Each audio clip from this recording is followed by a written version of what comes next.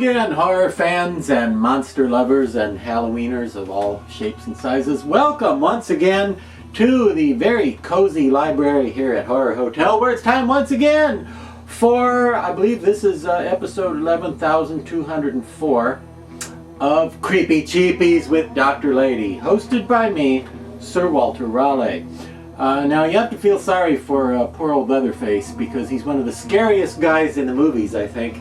And yet he just can't seem to get a good sequel or prequel or remake or any of that stuff these days. You know, he's so scary, but for some reason he has bad luck in terms of the quality of the films that are made about him. They keep having them scripted by people who are less intelligent than Leatherface, and it's not working. So we need some better Leatherface movies, I think. But anyway, today's mask, don't get ahead of me here, is of course your old friend Leatherface, a crazy guy who wants to chop you up with a chainsaw and make chili, and make chili out of you.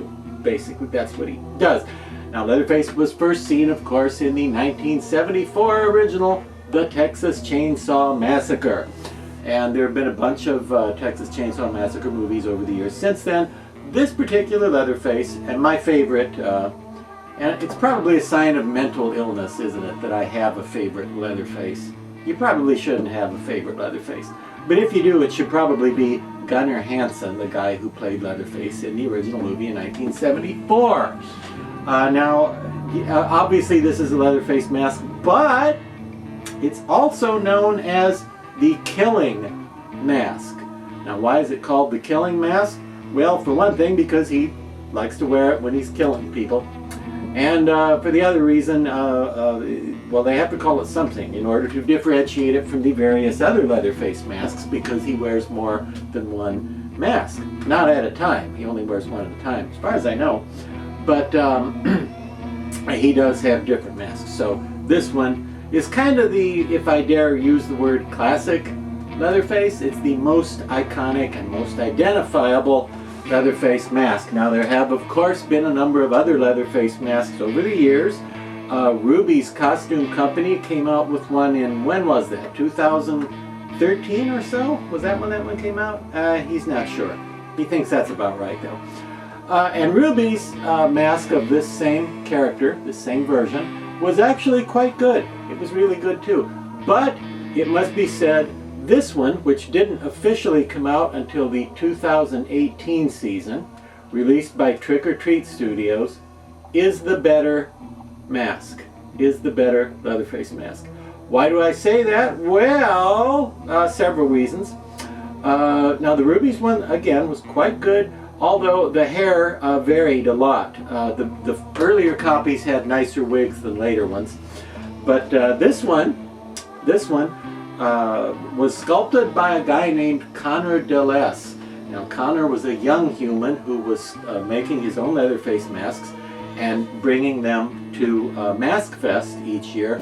And wow, Connor's Leatherface masks looked like they could have come right off the screen. They were so accurate and scary and lifelike.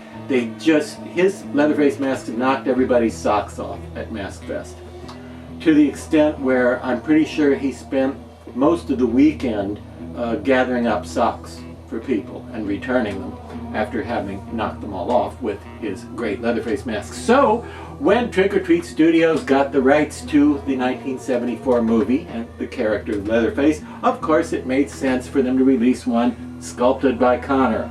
Now, I'm going to take it off the mannequin head that I have it on here.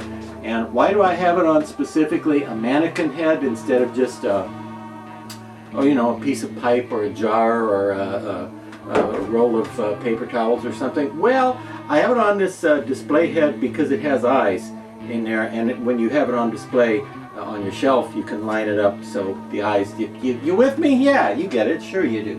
Okay, LF, let me show you off here. Why do I say this one is better than the Rubies? Well, for one reason, look at these actual laces, and here's some of the amazing detail work that goes into this Trick or Treat Studios version.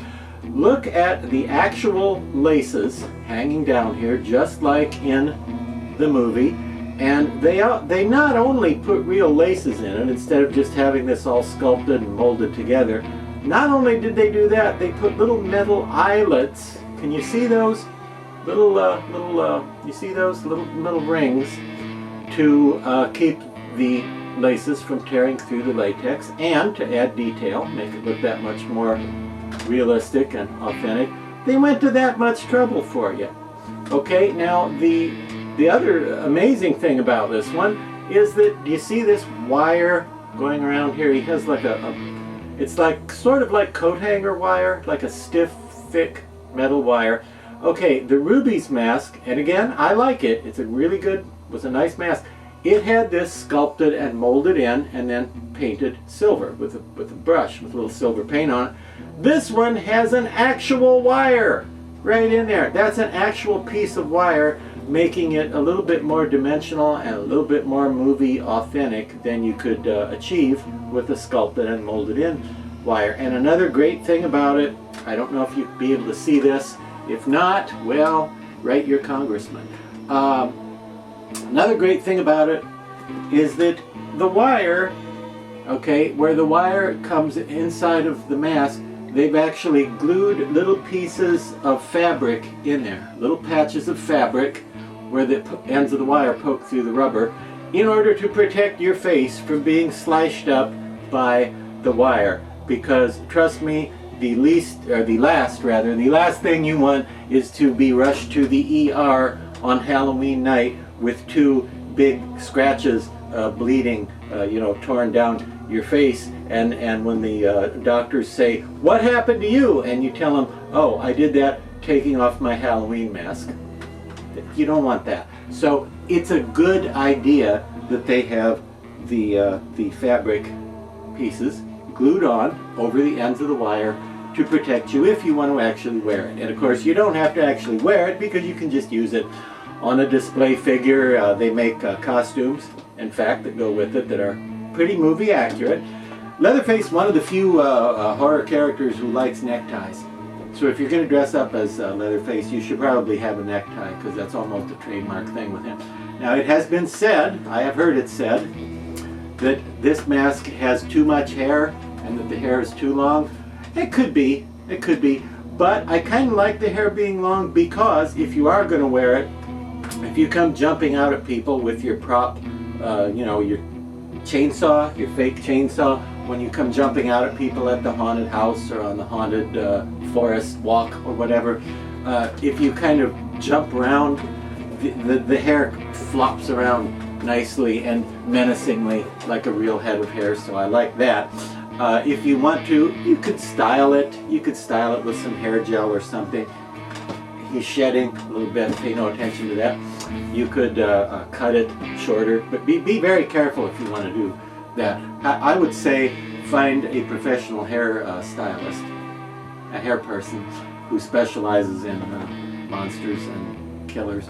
No, just find a professional hairstylist and show them stills from the movie and ask them to get it as close as they can, if you're not happy with the way it looks. And again, yeah, it's maybe too much hair, but it looks great, doesn't it? It makes an awesome looking mask. And another nice thing about the hair is that it's rooted, which means sewn in, which means it's not going to fall off like a wig all in one piece, but it's actually sewn in rows in through the rubber. Do you see? So that when you are jumping around and flopping your head around like an idiot, the wig won't fall off and the hair won't fall off, because it's sewn in.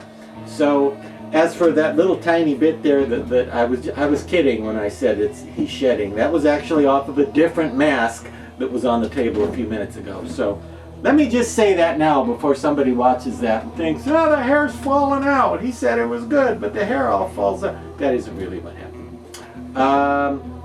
I don't want to be another guy that gives poor Leatherface a bad rap. My goodness, after all the unsuccessful movies about him, the poor guy, at least we can say, yeah, he doesn't have a great film career, but we can say there are some great masks of him, especially the 1974 killing mask from the original movie from the 2018 Trick or Treat Studios lineup.